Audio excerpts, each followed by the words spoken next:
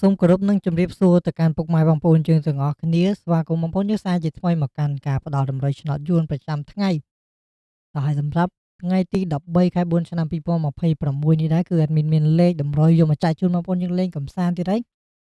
តែមុននឹងចូលទៅកាន់តម្រុយអេដមីនក៏ពឹងបងប្អូនយើងជួយចុចជាវនិងចុចឲ្យមេដៃមកកាន់វីដេអូរបស់អេដមីនម្នាក់មួយផងបងប្អូនឥឡូវនេះគឺយើងចូលទៅកាន់តម្រុយទាំងអស់គ្នាតែម្ដងទៅបងប្អូនយើងកុំឲ្យខាតពេលវេលាយើងយូរសម្រាប់តម្រុយរបស់យើងថ្ងៃនេះលេខអូសអេដមីនឲ្យលេងខ្ទង់9មកគ្រាប់ហើយនឹងខ្ទង់50បងប្អូនយើង50និង9ហើយសម្រាប់2លេខយើងមាន96 54 26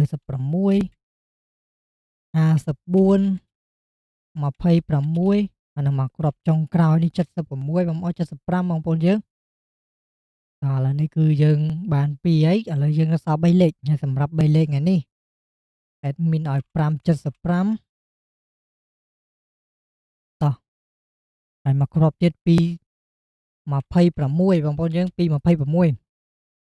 លេខនេះបងប្អូនយើងផ្សងសំណាងទៅដឹងតែហេងមកបងប្អូនយើងយកលុយទៅលេងចូលឆ្នាំនៅស្រុក